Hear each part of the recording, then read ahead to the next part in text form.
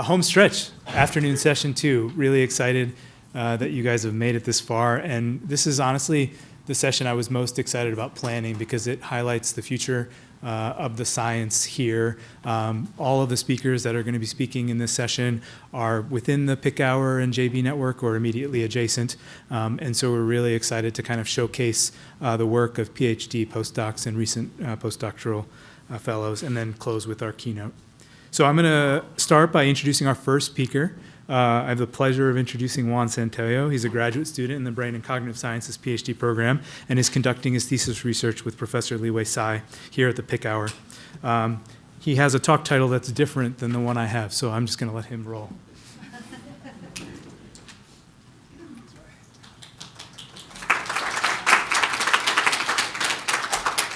Thanks, everyone. Give me a second, make sure everything's here. And yeah, good afternoon. I'll jump right into it. It's really exciting to get to present today. As Ravi said, my name is Juan Santoyo. I'm a third year here at BCS working in the Picower Institute. I work with both Liwei Tsai and Emery Brown. And 3 years into being here, it's really been a joy and a privilege to be a part of this mosaic, this really cool community. Everyone's really collaborative and passionate about their work. And so I wanted to jump in. As Ravi said, my title's a little different here. And it actually reflects some of my process in preparing. That I started realizing that instead of solely speaking about the early life stress mouse model work I'm doing here, it could be a cool story to talk about the process, linking it to some of the work I was doing before I came into my PhD, where we were developing a psychosocial intervention for ex-combatants that were a part of the Colombian peacebuilding process. And I grew up here in Boston, but I was born originally in Colombia. And when I first started just getting exposed to research as an undergraduate, it's kind of exciting because I feel like the idea of bridging this type of work is what got me excited. That basic neuroscience could help inform and innovate how we deal with societal issues. And while I am excited to share this story, I also want to acknowledge that it's a very complicated story. I'm going to do like a 5-minute summary of the Colombian conflict. Inherently cannot do it justice. It's nuanced, it's complicated. There is no one truth to what has happened, but it'll get us thinking together. And I also wanted to begin with this. There's a picture of a mural I took in Bogota. As I think it also emphasizes an important contradictory duality we hold in this work. I think it's present in the threads of work I heard today. It's present in talking about Colombia, which is this dual joy and excitement, hope and optimism, and grief, recognition that adversity is not a fun thing. It hurts us to think about it and to be present with it. And it's very emblematic of this Colombian experience coming out of a century of conflict. So I wanted to move in, I wanted to get us situated with this map from 2012. This map quantifies internal displacements in Colombia due to conflict. It quantifies internal displacements across the globe due to conflict and violence. And tragically, Colombia is at the top of this list, 5 million internally displaced people. Colombia has a population of 50 million. 1 in 10 really speaks to the widespread impacts of this conflict. I think no Colombian is not connected to these impacts. It also speaks to, internal displacement of this scale represents whole communities, whole families that were uprooted. And so what happened in Colombia? The Colombian Civil War has complicated social, economic, and political roots. Can go back to the early 1900s, but most people will look at the 1960s when the revolutionary armed forces of Colombia emerged, a left-wing insurgency that I'll be calling the FARC. That's how we abbreviate them. They formed in response to widespread social inequality in the conflict and with the desire to address government neglect of rural areas in the conflict in the country. Over time, this kind of transformed, and now this next image is from 2003. These are FARC members in a rally in the countryside. And while this group sought to address issues of inequality, they were trying to bring about a political reform. Over time, the conflict got complex. It escalated. Multiple actors were involved, from the Colombian official military to right-wing paramilitaries and later on drug cartels. And this all led to an escalation of the means that they were using for power. So that today, the result is that this civil war has been characterized by human rights abuses, civilian massacres, and kidnappings. And I wanted to pause with this picture. It both speaks to this and also lets us think about who we're talking about. And just to take in one, there's a few points we can take in here. First, these are kids. They don't look to be over 18, a few of these people. And it really speaks to some of the deep tragedies that were at play here. They were not given the opportunity to grow up normally. And in our conversations now, working with FARC ex-combatants, they'll say, yeah, growing up, we had the option to flee, leave our community, join the military, or join the insurgency. And you picked one. And so, yeah, this is just one of the big tragedies of this work. Additionally, here we can see women are present. The FARC were unique for having very mixed gender balance, but it also speaks to this uprooting of entire families. The entire community was pulled into this wave. And lastly, this image also helps us to visualize who was impacted. I said all of Colombian society was really involved and pulled into this, but it mostly hit the poorest communities, indigenous communities, and Afro-Colombian communities in the countryside. And it's an important factor as we move to heal that we recognize these impacts. Now, it's important that we pause and bear witness to the side of this that is tragic. But the last 10 years have been a shift towards hope in this context. The 2010s saw the development of a peace agreement between the government and FARC, and it was officially signed in 2016, leading to the demilitarization and demobilization of the FARC. The peace process is an interesting example of what peace building looks like today. There's too many details to really go into, but they were able to draw from lessons learned from places like in Ireland, like in South Africa, to really try the best they could. And in its implementation, the process has not been perfect. It's faced criticism, but it still has been a beacon of hope.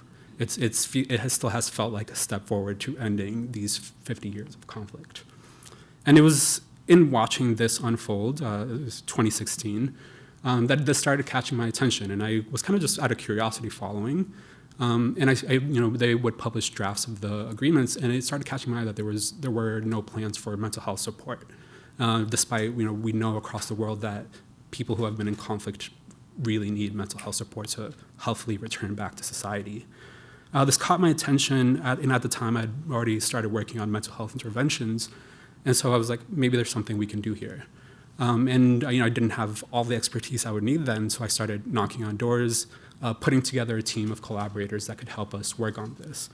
And so moving forward, we developed a program, and by 2018 we had a program and a framework for implementing an intervention in Colombia. And ultimately I moved there in 2018 to work on this. This program we called Semillas de Paz, or Seeds of Peace. This program combined elements of trauma-informed cognitive behavioral therapies, mindfulness-based therapies, as well as anti-oppression pedagogies. This question is a question we introduced from the beginning of the program, and here we are at the very end, a closing retreat, working on this same question, really pulling together a vision that these levels of peace, of well-being, are deeply interrelated. And yes, we can sign the peace agreement, but we won't be all right until we also work on the individual and our relational side of peace. So 2018 forward, we worked on iterating through a few cycles of this. We leaned on participatory research models where we would, through interview and focus group processes after every cycle, draw on their feedback to refine what we were offering. And this kind of progressed into just the last year where we are now entered a pause to really evaluate, refine, and now look if we can roll out more standard clinical research approaches to evaluate the program. And this kind of brings me to where I entered a PhD just 2-3 years ago. And I was coming directly from here. Even I didn't notice, but this picture was actually 4 weeks before moving here. This question was on my mind. And it was really exciting to, as I grew into the community here, to think about how I could do work on mouse circuits, mouse molecule cells in the brain that could help inform this question. So that over time, the question we're working with here looks something like this. How can research on early life stress in mice inform work like ours in Columbia? And this is the focus of, my work is on early life stress models in mice. And just wanted to share 2 examples of ways in which we see some translation happening already. The first being the development of non-invasive tools we can use in Columbia to measure brain-relevant signals. And second, just understanding how are people impacted by early life adversity. So just into this first point, we've through our work, worked on non-invasive measurements of pupil diameter as a proxy of noradrenaline output. For social interventions where human neuroimaging is not always possible, non-invasive biomarkers can be critical. And one circuit we're excited about being able to study non-invasively is this noradrenaline circuit. This is kind of a diagram of noradrenaline as it projects through the brain. Luckily for me, the next talk will be about this system, so I don't have to say too much. We have great friends and colleagues in Mriganka Sir's lab that study this circuit a great deal. And for me, I'll simplify it. We've heard of adrenaline. Noradrenaline in the brain is not that different. It helps promote alertness and attention and is part of the body-mind's stress response. We're interested in it as a potential converging pathway of stress and aging. And as part of that work, this is work done, led by Martin Kahn in the lab. We've been working to make sure that this signal tracks with norepinephrine activity in the brain. And so here I'll show you guys a recording where we'll see in blue the pupil as it dilates and constricts, and then in red we'll see the norepinephrine signal we're recording from the brain. And it doesn't want to play.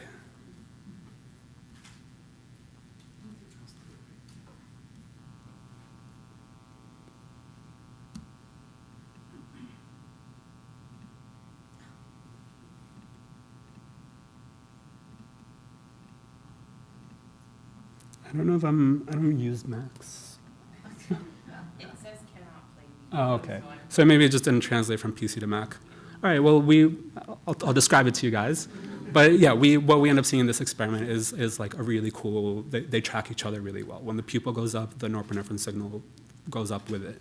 And so this type of work gives us the confidence that tracking pupils can actually help us track this very interesting signal that might tie together even stress and aging. And luckily for us, we can also, moving forward, build on work that others have done to make this hardware easy to build for humans. And luckily, others have also shown that with PST-impacted individuals, these pupil responses can differ, showing that it can definitely be relevant for our work. And so this is kind of just one direct takeaway. We're going to start using this tool in Columbia, and it's really exciting. And then broadly, the other step is just the basic understanding of what are the impacts of early life stress. Here I get to draw on work that Ravi actually did a lot of work getting going in the lab. Ravi started getting going this early life stress model in which mice are deprived of their normal housing and bedding conditions. They get less of the wood chips, the bedding that they sleep with. They're more uncomfortable. The mom that's taking care of them is stressed and is also showing stress phenotypes. And I'm going to show this work. We've kind of grown into multiple directions. I'm going to show just one thread on anxiety behaviors in this mouse model. And so we measure anxiety in these mice in a very simple way where, mice, you place them in an open chamber. They like to hug the corners. And it's been shown that the less anxious a mouse is, the more it'll actually explore into the center of that chamber. And so this gives us a very easy measure of anxiety. Ravi had done previous work to show that these early life stress exposed mice did show greater anxiety phenotypes, kind of less time exploring the center. And so then, along with other work we had, we've gotten excited in the role of a inhibitory cell circuit in prefrontal cortex as mediating some of these effects. And so prefrontal cortex, we might know as being involved in decision-making for our interests, also plays a role in emotion regulation. And so we've been working on recordings that show that, interestingly, during this type of task and in response to different stimuli, we see this type of pattern where in red, the mice introduced to the stress, this cell type reacts more strongly. So this inhibitory network seems to be hyperactive, dysregulated in some way. And so then we got excited about seeing if we stimulate and manipulate the circuit, can we rescue the anxiety phenotypes? And so we started using optogenetic techniques, a stimulation technique, to see if we could rescue this. And so we compare, to 5 minutes where the stimulation wasn't on to 5 minutes where it was on. And we see our stimulation mice on the right, that with the stimulation turned on, they're exploring the center a bit more. So, once we manipulate the cell that was altered, we see a rescue of the stress phenotype. And so this is exciting work that we're working on tying together now. And coming back to the work in Colombia, it tells us what can we expect. We can't measure this type of signal in humans, but we're designing and leaning on behavioral tasks that help to probe prefrontal function, and impulse control, and emotion regulation to probe this type of behavior.